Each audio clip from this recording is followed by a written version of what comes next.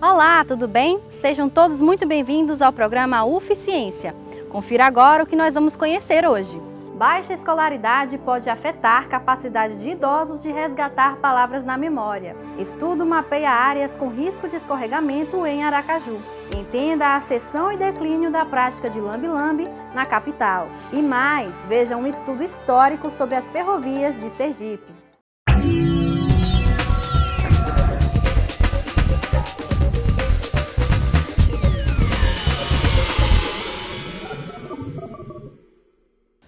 A falta de uma educação de qualidade pode trazer diversos problemas em nossa vida, sobretudo na fase idosa.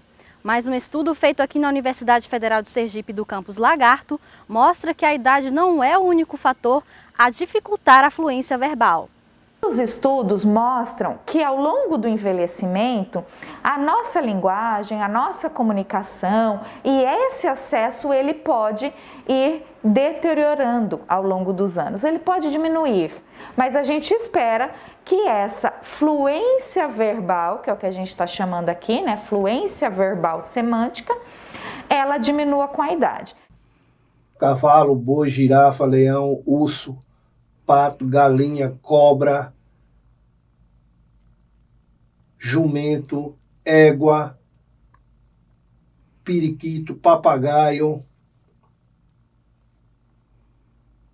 galinha. Então, como era o desempenho dos nossos idosos aqui do interior nesse teste, que se chama teste de fluência verbal semântica? A gente pede ao participante, né, se for uma pesquisa a gente não chama de paciente, e no caso dessa pesquisa, especialmente, a gente não trabalhou com nenhuma doença de base ou nenhuma patologia. Então, a gente recrutou, convidou para participar da nossa pesquisa idosos saudáveis. Então, idosos sem nenhuma doença neurológica de base, por exemplo. E a gente solicitava para esses idosos que eles falassem o maior número de animais que eles conseguissem evocar, se recordar, em 1 minuto. A gente avaliou o número de animais que essas pessoas se recordaram, evocaram durante esse teste. Então, a gente contava o que a gente chama de uma análise quantitativa do número de animais, mas a gente também estudou quais as estratégias cognitivas que esses idosos utilizavam para conseguir um bom desempenho no teste. Gato, cachorro, periquito, papagaio, galinha, ganso, leão, tigre, urso, jacaré, javali, leopardo, onça, urso. Então a gente observava, por exemplo, que muitos idosos agrupavam e começavam a falar animais domésticos, por exemplo, né? E depois que terminava essa estratégia, que eles já não conseguiam evocar mais nada dentro dos animais domésticos, eles passavam para um outro tipo de animais, por exemplo, animais de fazendas. Não só usar as categorias, mas ter a consciência do momento de trocar para outra categoria. A gente observou que quem fazia mais essas estratégias tinha um desempenho melhor, ou seja, conseguia falar o maior número de animais possíveis. Pelo que a gente percebeu, existe uma tendência no público idoso, principalmente, de se ter uma diminuição do aspecto cognitivo. Isso a gente consegue observar na literatura, em outros tipos de referências. E o que a gente queria ver justamente essa análise também associativa com a qualidade de vida deles e delas e essa influência na memória de trabalho. Como é que afetaria? Porque é uma memória altamente importante para as atividades de vida diária, para a gente conseguir se comunicar, para a gente conseguir fazer atividades no nosso dia a dia. O que a gente observou é uma influência da escolaridade, e isso é um grande desafio para as políticas públicas e educacionais, né, e também voltadas para a saúde, porque a gente viu que pacientes com baixa escolaridade, mesmo eles tendo aprendido mais palavras, como todos e todas nós, eles tinham mais dificuldade na hora de evocar essas palavras com essa pista categoria animais, por exemplo. Se comunicar, interagir com esse idoso é de extrema importância para a memória, para ele envelhecer com qualidade de vida. Então, hoje mais do que nunca, eu acho que é importante olhar para esse idoso e pensar no envelhecer com uma boa comunicação, porque isso influencia diretamente, os estudos são claros, com a qualidade de vida desse idoso, com a saúde mental desse idoso, com a independência no dia a dia e com a autonomia dele em fazer as suas atividades. E agora a gente confere um estudo que mapeou os riscos de deslizamentos no bairro Cidade Nova, em Aracaju. Esse estudo auxilia na tomada de decisões por parte do governo. Ele foi desenvolvido aqui na Universidade Federal de Sergipe pelo Programa de Pós-Graduação em Geociências e Análise de Bacias. Confira! O risco geológico é uma área que não é tão estudada e tão falada na geologia, mas ela tem chamado muita atenção especificamente por conta desses problemas que nós tivemos relacionados a escorregamentos de solo e desastres, principalmente nas áreas periféricas dos grandes centros urbanos, principalmente aqueles relacionados às áreas onde a gente tem maior concentração de chuva. Esses escorregamentos são historicamente relacionados a áreas que têm relevo inclinado e que têm maior escoamento superficial de água. Então, por exemplo, essas áreas periféricas frequentemente têm problemas relacionados a isso porque estão normalmente com uma baixa infraestrutura urbana.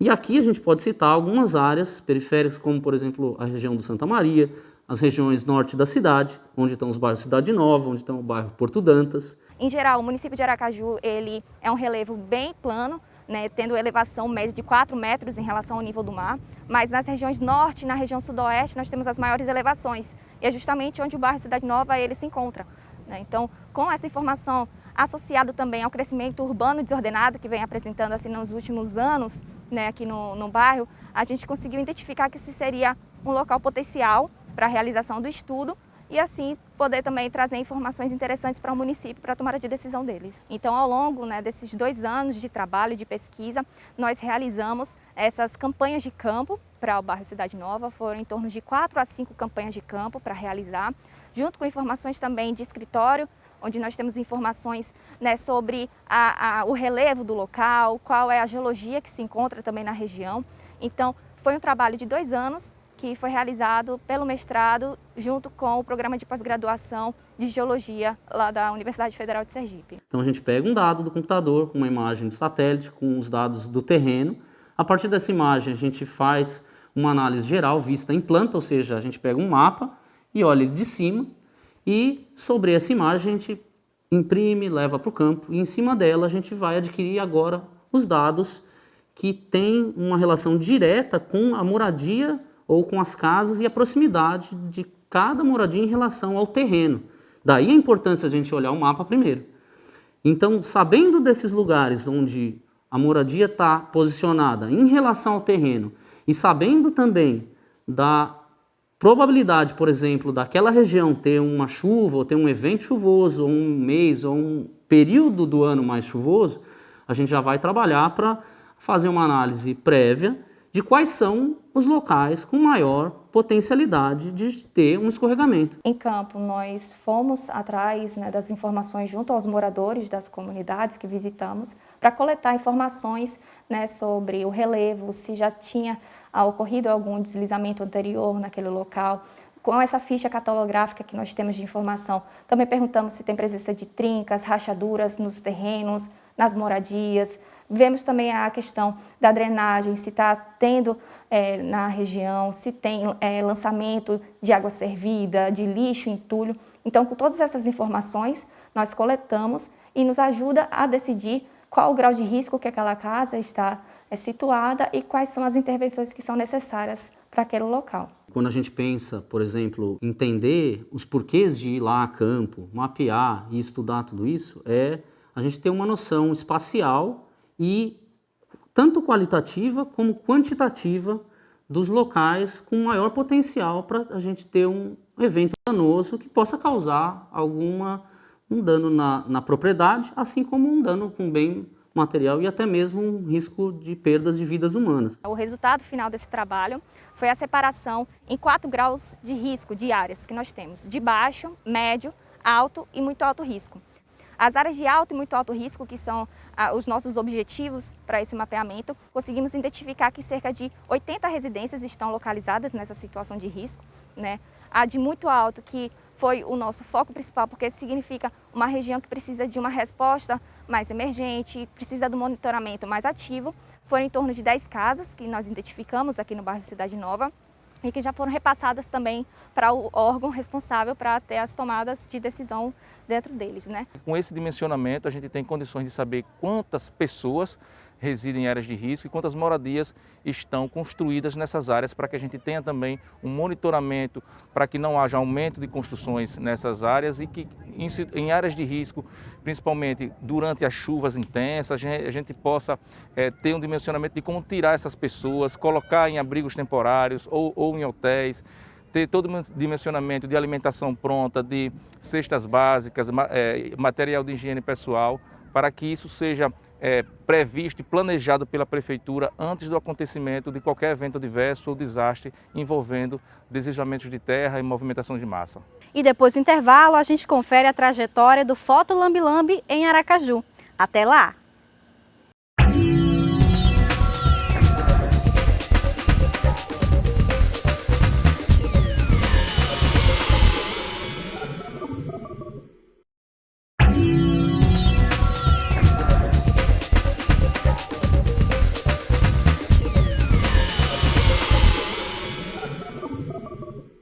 Estamos de volta e agora a gente confere uma pesquisa na área de História sobre a ascensão e o declínio da fotografia Lambe Lambe. O estudo foi desenvolvido aqui na Universidade Federal de Sergipe e estuda a importância social desses fotógrafos e também fala sobre a marginalização da atividade na capital sergipana. Começo a me interessar pela fotografia Lambe Lambe por volta de 2014, na graduação, na conclusão do curso de jornalismo, da graduação. A partir daí, eu não pude desenvolver, né, a temática, porque exigia muito tempo e pesquisa. Eu guardo esse sonho, volto com esse sonho na graduação em História. E aí o meu artigo científico para a conclusão do curso na Universidade Federal de Sergipe é sobre a fotografia Lambe Lambe. Eu levei a temática para o mestrado, né, aprofundando na mesma temática. O trabalho da Cândida, por exemplo, é um trabalho que se situa em Aracaju e procura dar conta de um passado histórico da capital sergipana que as pessoas quase não conhecem ou está invisibilizado, que é o caso do Lambe Lambe. Surge a fotografia na França, ela vem para o Brasil pelas mãos de Dom Pedro II, começamos a ter fotógrafos itinerantes e a partir daí não só a elite poderia ser fotografada, como as classes também menos abastadas, né? Com posição social menor financeiramente. E essas pessoas passaram também a ter o direito de serem fotografadas por meio desses fotógrafos Lambe Lambes. Então tem a contribuição social, tem uma contribuição cultural, porque eles frequentam eventos como procissões, como parques, estavam nas praças públicas. Então, a contribuição social, porque aí mais pessoas tiveram acesso à fotografia por meio dos fotógrafos Lambe Lambes. Nós tivemos a questão da fonte oral, né, porque ainda consegui localizar 4 fotógrafos que trabalharam no Mercado Central, que trabalharam na Praça General Valadão, que fica localizada no Centro Comercial de Aracaju. Então, por meio deles, veio a fonte oral, por meio da pesquisa documental nas instituições, né, que resguardam material para pesquisa. Então, o trabalho de Cândida vai ao encontro dessa necessidade de procurar sujeitos que fizeram parte da história cultural de Aracaju. Nós encontramos os fotógrafos em Aracaju a partir da década de 1930, os fotógrafos itinerantes. Vinham da Bahia, alguns deles, vinham de Alagoas para Sergipe, e tínhamos também os profissionais aqui. Isso a gente encontra nos jornais impressos do período, né? Porque eles se divulgavam, faziam a sua propaganda nos jornais impressos. Depois, já aqui na Praça General Valadão, a gente encontra também farto material nos jornais, porque eles são retirados de lá. Foi um período da ditadura, eles são retirados da Praça General Valadão, né, porque a gente ia receber a visita do presidente Garrastazu Médici. O único hotel de Aracaju era o Hotel Palace, que poderia receber um presidente. Esse presidente chega a Sergipe, os fotógrafos são tirados da Praça General Valadão e eles vêm para o Mercado Central. E aí a gente encontra essa transição, assim também como a gente encontra nos jornais antigos, a derrubada do mercado, né, antigo, como as pessoas mais antigas conhecem, a construção de um novo mercado A inauguração dele nos anos 2000, então faz 21 anos que esse mercado mais novo, né, existe. E aí também a gente encontra que eles ficam sem espaço para trabalhar. Os fotógrafos lambe-lambe, como as pessoas conheciam, né, na década de 1980, 1990, até os anos 2000, com o caixote, eles não existem mais porque eles não têm mais esse equipamento. Porém, eles continuam no mercado central, né, trabalhando já de forma digital, com a máquina digital, revelando em poucos minutos, como eles faziam antigamente. Então, o lambe-lambe não é em si o objeto, mas os sujeitos que desenvolveram uma técnica e implementaram uma técnica no centro de Aracaju. E assim como muita coisa, esses sujeitos e suas práticas foram engolidos pela chamada modernidade da capital sergipana. E agora a gente confere uma outra pesquisa também na área de História sobre as ferrovias de Sergipe. A pesquisa traz diferentes visões sobre o assunto ao longo do tempo e também promove uma reflexão sobre o transporte no estado. Confira! Em 1975, comecei a minha história na linha de trem aqui no povoado chamado Tebádia, município de São Cristóvão. Eu passei na minha história 26 anos na linha de trem. Infelizmente, essa linha nossa foi desativada, né? Mas no Brasil todo. Privatizaram a rede ferroviária quase toda. E essa rede ferroviária que já transportou muito. Em 2018, houve a tão famosa greve dos caminhoneiros. E isso levantou diversos questionamentos acerca de como que aquela greve conseguiu parar toda a cadeia produtiva brasileira, todo o escoamento produtivo brasileiro. E por que não havia uma outra alternativa? Essa outra alternativa seriam as ferrovias. Dessa maneira eu procurei saber por que, no caso de Sergipe, as ferrovias deixaram de funcionar. E a partir daí, cresceu esse embrião que eu vim chegar a desenvolver na minha dissertação. Essa pujança ferroviária em Sergipe ocorre ali na primeira metade do século XX. E, infelizmente, não avançou, por diversos motivos. A ferrovia ela vem de lá do norte da Bahia, cruza o estado de Sergipe, de sul a norte, até ter uma saída a São Francisco. Eu via trem de passageiro aqui dia de quarta-feira, tinha um suburbano que vinha de Salgado até o centro de Aracaju, onde hoje é o mercado Albano Franco, ali tinha uma estação. Até animal era transportado, aqui tinha o boiadeiro, tinha o trem de passageiro e antes da parte dos passageiros, vinha o boiadeiro, que é aquele vagão cheio de brecha, que era para ventilar os animais. Eu ainda alcancei isso aqui. Em um primeiro momento, a ferrovia estava numa ideia muito de progresso, muito de desenvolvimento. Ela era como se fosse a corporificação do progresso. A ferrovia ela era o carro-chefe do progresso. Em um segundo momento, mas na questão prática, ela foi encarada até como algo perigoso, por conta da falta de manutenção nos trilhos, então ocorria muitos acidentes, inclusive o que mais chama a atenção no fim da década de 40, que ocorreu o maior acidente ferroviário da história do Brasil. E por último, quando acaba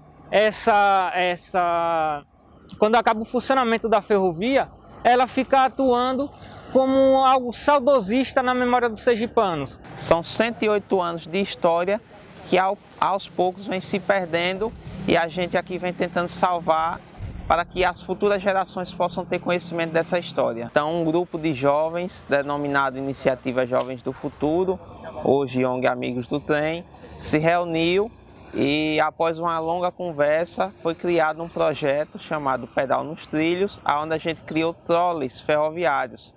Os trolleys ferroviários são pequenos veículos que eram utilizados na manutenção da via. E hoje, depois de uma repaginada, requalificação trazendo mais segurança, transformamos em veículos que podem ser utilizados para passeios. Uma época que mexeu muito no imaginário das pessoas. As pessoas esperaram o trem passar, as estações foram construídas e elas, infelizmente, não passaram ou, quando passaram, caíram no esquecimento. Aí eu fiquei triste quando desativaram tudo isso.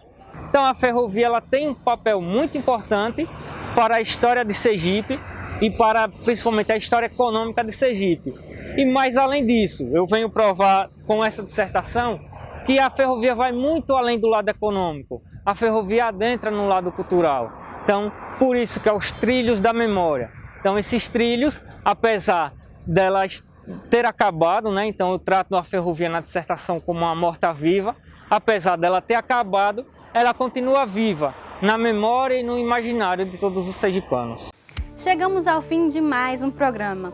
Na próxima edição vamos continuar trazendo mais divulgação científica para você. Se cuida e até lá!